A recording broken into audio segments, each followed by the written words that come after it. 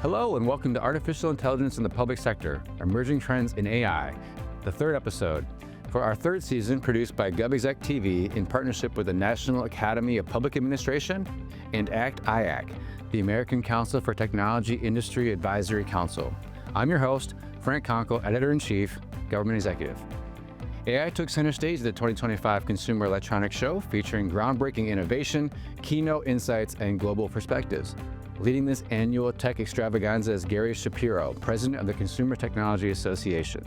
Today, he'll share key takeaways from CES, AI's implications for government, and strategies for thriving in a world of constant change.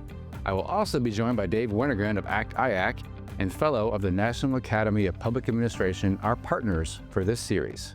With me today, I have Gary Shapiro. He is the CEO and Vice Chair of the Consumer Technology Association and author of the best-selling book, Pivot or Die, How Leaders Thrive When Everything Changes. And my co-host today is Dave Wennergren. He is the CEO of ACT-IAC and former government and industry IT executive. So Gary, starting with you, thanks for joining us today. Thanks for having me, Frank. I am so honored to be here in this beautiful studio. You just wrapped up the Consumer Electronics Show, a global event that celebrates innovation. So I've heard you say that CES isn't just about the cool tech, but it's about highlighting how technology empowers people and improves human lives. Can you elaborate a little on that? Absolutely. So we're a nonprofit trade association. We represent over 1,000 American companies, where we produce this global event where the world focused on innovation comes to one place, Las Vegas, over 140,000 people, not open to the public, including 6,000 media, and 40% of the people that come are outside the U.S. We have 4,400 exhibits. Every exhibitor thinks they have something unique and innovative. And indeed, just last year, the United Nations recognized that not only do we work with them at CES to solve some of the world's most fundamental problems, or they call them human securities or human rights, the right to clean air and clean water, the right to food, the right to health care, the right to community involvement, all these different rights that technology enables. And technology, we are in the midst of this revolution where it's changing the world and will solve fundamental problems primarily through artificial intelligence. And if you look at it, whether it's in mobility or agriculture or health or so many other areas, we are going increasingly to a world where technology is filling in the gaps. We don't have enough healthcare workers anywhere in the world. And technology is empowering us. We saw that during COVID. And there's so many solutions that companies are coming up with. And it is the most inspiring, wonderful, fun, important event. And it's what gets us to work every day, because we know we're helping make the world better through innovation. And Gary, it also brings a lot of people from the DC area and especially the federal government. Can you talk a little bit about that involvement, the partnership and involvement of the government coming out to see us every year? Sure. Many of the government agencies see different opportunities there, whether it's the Postal Service to talk about their technologies and how they can enable them and get more customers, or it's others, customs, about how you follow trademarks and what you do. And there's so many different, every government agency has a mission, and that mission can often be served most efficiently and effectively by reaching the people that attend CES. The Department of Commerce has been extraordinarily helpful in getting people from around the world to come to the U.S., to spend money in the U.S., and to buy products from American companies, so the American companies don't necessarily have to go abroad to sell their wares there. So it's great for exports. It's great for a lot of things. And it's very rare, actually, that the U.S. has a world-dominant event in the United States. If you think about it, most of the world-dominant events like the Paris Air Show and things like that are elsewhere in the world, in part because honestly, the other governments in the world are much more supportive. Usually the CEO of the government is there pulling in people. The U.S., it's a little different approach. Business and sometimes the leaders of our country keep a little bit more separation from the major events that we try to have in Las Vegas, Orlando, Chicago, and elsewhere, major cities around the country. But because the number of journalists there, it's also, for Govies, it's a great place to tell your story if you are doing good work. So maybe for next year, we can try to get some more of those government folks telling their stories. Absolutely. 6,000 media, 6,000 journalists. There isn't anything in the United States, including the Super Bowl or anything else or political conventions, that attracts that level of journalism. Yeah. So beyond the show floor, right, we always talk about the technology, but CES also features huge lineups every year of keynote speakers. This year you had NVIDIA, you had Delta Airlines, Accenture, and many others. What stood out to you in their remarks? Were some themes that you pick up on this year coming into 2025? Well, it was an extraordinary year. We had 1,200 speakers several hundred panel sessions, literally tens of thousands of people attending different things. The NVIDIA keynote alone reached 2 million people around the world live. And Jensen, when he spoke, he talked about artificial intelligence, solving problems, moving quickly. It's nice to have a country like NVIDIA as an American company out there, and he was on stage for 90 minutes by himself. It was an incredible. He's a bit of a rock star, yeah. He is a rock star. There's no question about it. But he was so, like, afterwards, I spoke to him for 20 minutes backstage, and he was still, like, excited and passionate about it. It was, you know, usually people would go and they go celebrate. He was just still far, because all he cares about is his mission and his company and being first out there. And then we say, but basically what a lot of the keynote speakers and other speakers are talking about was generative AI, making the world better, solving these problems, making, on the work side, it makes work much more efficient. Productivity, reports, things like that humans spend a lot of time on, they could actually do other stuff as well and be more creative. And then for consumers see a lot of personalization with AI. And then for big societal problems like healthcare, for example, think about what you could do. Like now in China, you know, they're surging forward as we continue to hear, but it's not just the technology. They have no concern about privacy. They have all their healthcare records in one government agency, 1.4 billion records, and they can analyze every correlation. I was just this past weekend at a dinner with literally a whole bunch of doctors from around North America that are super specialists, and that was the number one discussion, was generative AI, how things could be better, and once if we could get this data. And by the way, HIPAA was not viewed as a friend.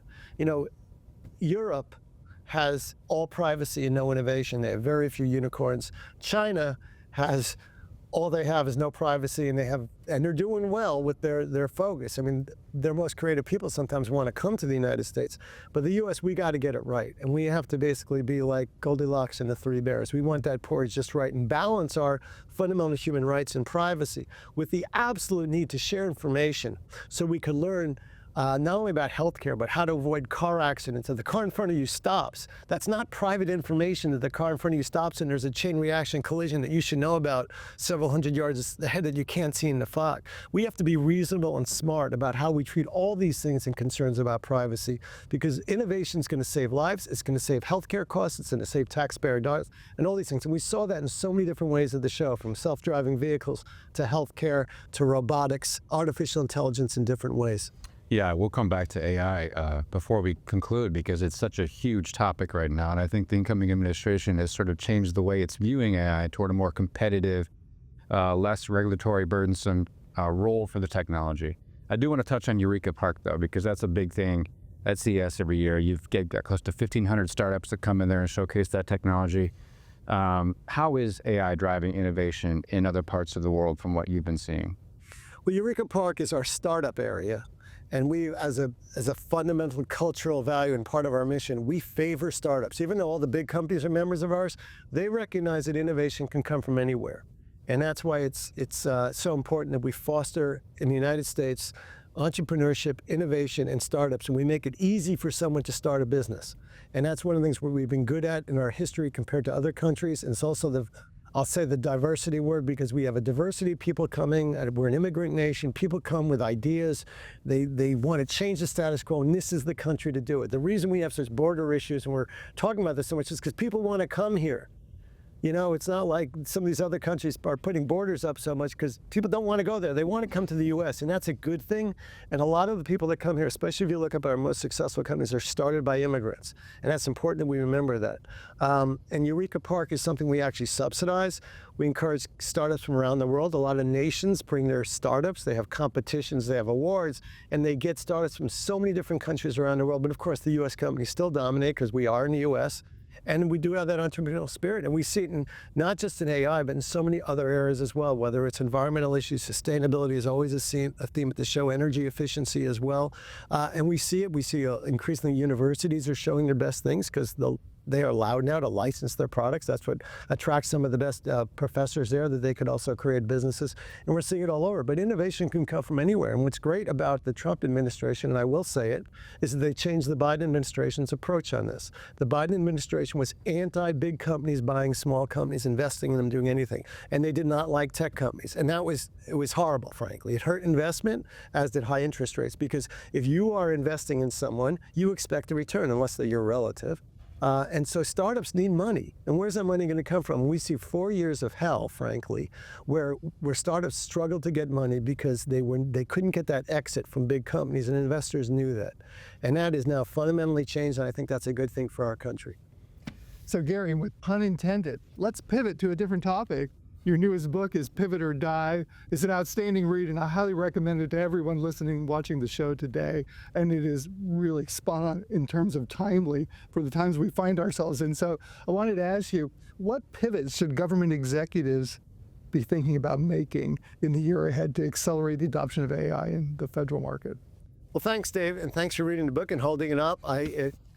Everyone who's read all 4 of my books tell me that's the best, and I have to admit there's a lot of me in there, there's a lot of importance, and it's taken a special importance for our country, I think, especially with let's be honest, a surprising change and a rapidity of change with the administration. And when things change in our lives as human beings, it's difficult. I mean, we all grow up and we try to preserve the status quo. That's what we do as humans, and but things change. That's what life is about change. And as Darwin never expressly said it, but he implied it's not the fastest or the strongest, it's those who adapt the quickest to change. Now what we're seeing is fundamental change with the new administration and quick change, and we're seeing with a Congress that's also very compliant and supportive of the president.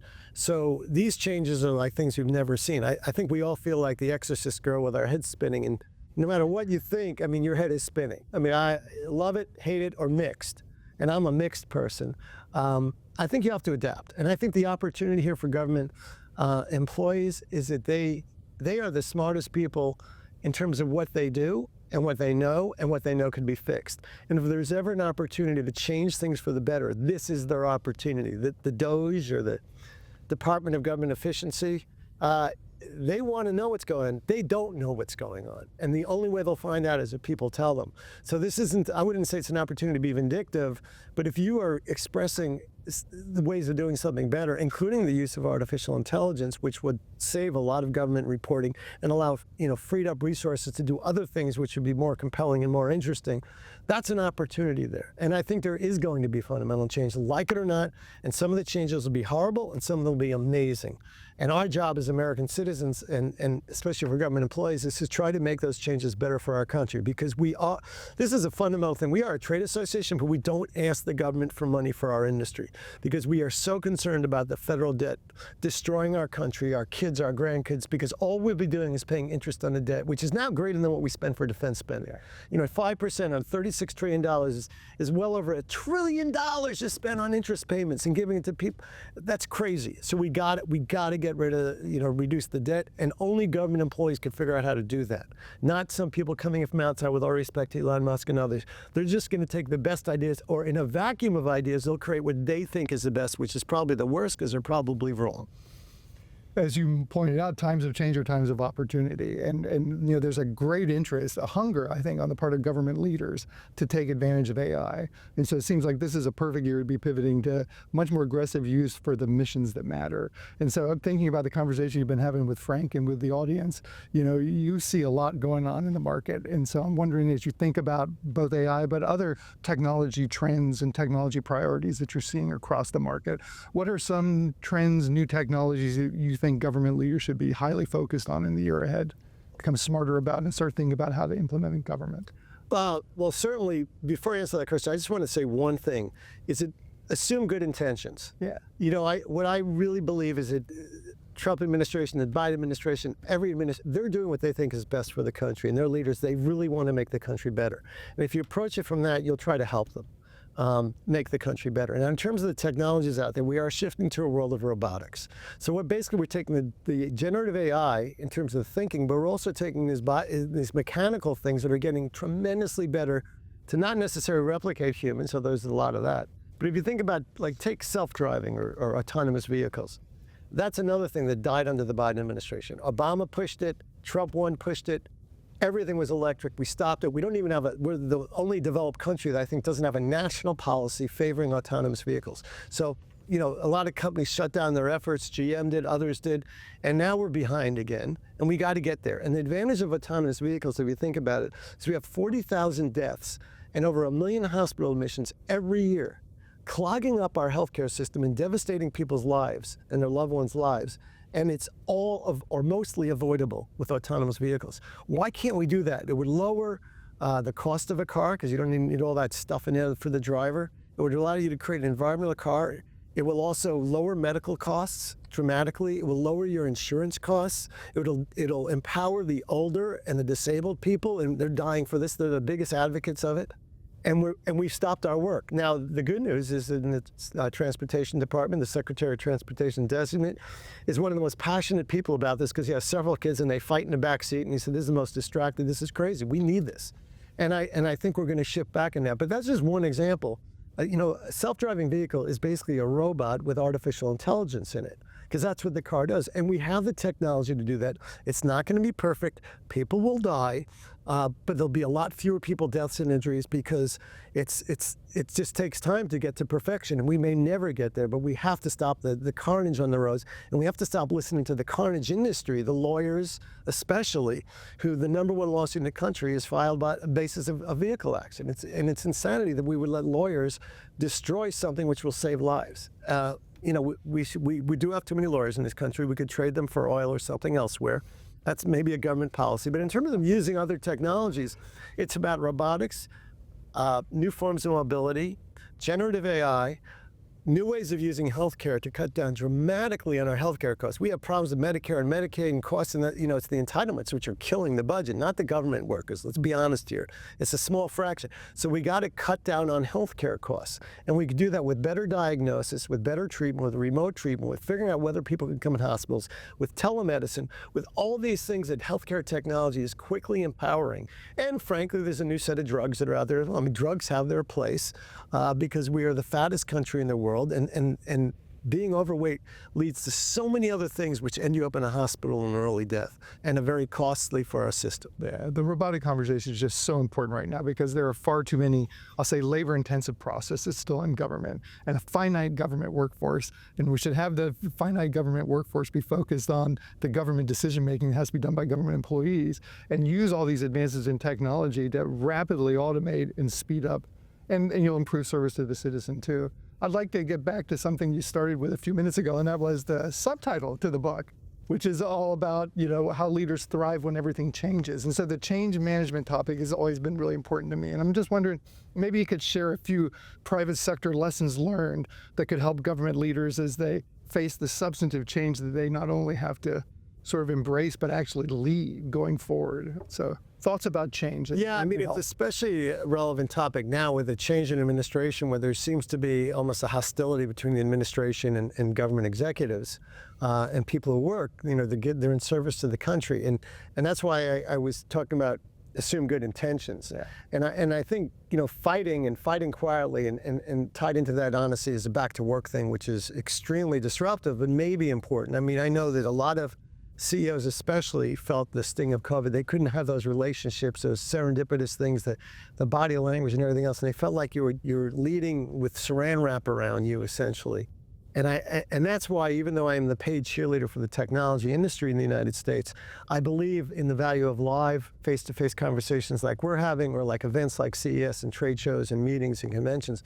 And I was disappointed to see that, and this was the buzz of this dinner I was at the other night, was that the NIH immediately stopped all travel by anyone working there. I mean, that's absurd. It's deadly. You need that interaction to do business, to learn, to grow, to figure out what other people are doing. And you could get a lot from your computer, but not everything.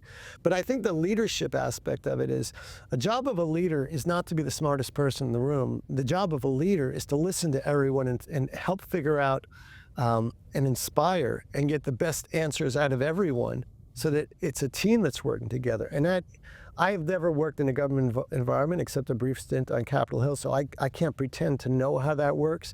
But I imagine, like a lot of things in life, it's different in every agency, it's different in every department, it's different based on the personalities involved. But one thing I think that will change, perhaps out of DOGE or elsewhere, is the concept that civil service is very important, and not being subject to political sway in your job. But it is also important that competence be rewarded and incompetence be not tolerated. And you just have to move people sometime on. And that's why the private sector works better than the government sector, is that the reality is some people are not good at their jobs. And in the private sector, they move on. And in the government sector, I don't know if that's the case. They just get shuttled to the next person who has to deal with them. So it's not good for the person that's being moved on either, and that's stuck there, because they're not happy. They know they're not doing well. It doesn't help their self-confidence. There's not that many people that are actually evil out there. They just want to do a bad job. So that's one thing I think that government executives have to deal with that the private sector doesn't. But I think to the extent that, you know, there's an interaction between DOGE and others and say, here's some opportunities to change some things and make our lives better in government and make us more effective at what we do. And let's use technology. It's an enormous opportunity. This is a once-in-a-generation opportunity now, with Trump coming in and saying, I want to change things. And you could say this is the worst thing in the world, or you could say, you know, there's an opportunity here. And it depends upon your perspective in life. Do you view every change as bad, or do you view a change as an opportunity? And I think if you view it as an opportunity, you'll be a happier person, and it'll challenge yourself to take everything you've learned working in government and say, how can I apply that now to make this place and our mission be fulfilled? Yeah, absolutely. Yeah, that's a great segue to sort of my last question. It's around a study that you guys recently published at CTA. It's Innovation Agenda, Policies to Maintain U.S. Leadership in Global Technology. And we're talking about policies, and this is a great time to sort of review how the government buys technology, which has been slower than the private sector, how it adopts technologies slower, how they treat startups. Not as easy to get your foot in the door to the federal government. What are some takeaways from that report that you think are worth highlighting that could be useful for this new administration as they view how technology is used in DoD and across the federal government? Well, there's a lot of things there. I mean, we do not deal in the government procurement area, to be honest with you. We like off-the-shelf stuff, because a lot of the off-the-shelf does provide answers, but obviously in the IT area, not necessarily. But there are opportunities there that are big in terms of how products, and especially services and software, are bought. I know that there have been changes over the last 40 years in procurement, so there is more off the shelf. But you know, it's frustrating as a citizen when you see the government agencies and what they're dealing with, and whether it's you know, paper still, or fax machines, or things like that. The computers are so ancient, or the computers can't even be serviced anymore. Some of them apparently still use vacuum tubes. Obviously, there's a tremendous interest in this, probably bipartisan, and it has been bipartisan at the congressional level. And I've known a lot of the players involved. In fact, Darrell Issa, who head of the Government Reform Committee, was our chairman of our board. He was a private sector person. And he became familiar with Washington, ran, and he's very interested in government procurement. Going back to Tom Davis, going back to Connolly and others, these are people that have served in the private sector as members of Congress, and they are interested from a legislative, let's change the rules point of view. This is an opportunity to change the rules. And I think that's something that could still be done and has been done on a bipartisan basis. So changing the rules in procurement are important, and also seeing the solutions that are out there. I would urge as many government executives as possible to look at what's out there, whether it's a trade shows in the Washington area or getting out to Las Vegas, which I know Las Vegas seems risky, but we do get thousands of government employees from around the world coming. We get cabinet secretaries and ministers and even, you know, heads of countries to come to see how they could be technologically friendly and they could change their governments, and that's really important. In fact, there's a government focus kind of CTO effort, CIO effort called EDGE, run by Don Upson, which I think is phenomenal, because it shows how CIOs can make a difference in terms of their acquisition efforts and what they could do, and it exposes them to all the cool things that are out there, and it's held in conjunction with CES. So yeah, there's a million different ways to do it. It's just be open to change and be out there. And anytime you're proposing something, I think it's important that you just say, I want to do this because it's better. You have to say it's how it's better, how much it will cost, save money, how much it will save time, how much it'll help serve the mission of the agency involved. Gary, I'm going to be at CES next year. I already told you that. That's I'm holding you to that. But if you got one final pitch to a lot of our audience in the Beltway area, whether they're feds or whether they're in this contracting industry, what would you pitch them on why they should come out next year if they haven't been to CES before? Well, I think if you're a government executive or if you're selling to government, you have an obligation to make our government more efficient and more effective and better. And you have as a business executive, for example, you can't do business in your narrow silo anymore alone. You have to do deals with all sorts of other companies to get the expertise you need and stay current and be the best you can be whether you're putting a proposal together for government or whether you're a government leader and you want to see what's out there and how things are done and be inspired. And I think for anyone who comes in the business world or the government world, it's an inspiration event to see where the world can go with technology. And our mission is to get the people who are focused on innovation and making the world together in one room. Now, it's a big room if you call Las Vegas room, because it's actually several facilities. But it's, we try to improve ourselves each year, whether our app is better or whether we matchmake or whether we do things that get people to the panels. And the earlier, if you have an idea and you want to come to us and do something, the earlier you come, the more likely we do it. If you come 2 weeks before the show, we can't do it because we are moving around 140,000 people. The airlines, all the major airlines are adding all sorts of extra flights from around the world. And we are getting leaders. But if you have a panel session, you want to do something, you want to convey it, let us know. And the odds are good that we'll listen very carefully. I'm looking forward to it. We're looking forward to having you. We've been talking to Gary Shapiro, CEO and Vice Chair of the Consumer Technology Association and author of the book Pivot or Die, How Leaders Thrive When Everything Changes. And my co-host today, Dave Wintergren, CEO of ACT-IAC. Thank you. Thank you. Great being here. And thank you, our audience, for tuning in. I hope you're as excited as I am to continue exploring AI in the public sector. Join us next week, February 25th, same time, same great place, for episode 4, Generative AI in Governance, to discover some strategic pathways for integrating generative AI across government operations. For GovExec TV at our Watergate studios in Washington, D.C., I'm Frank Conco. Have a great day.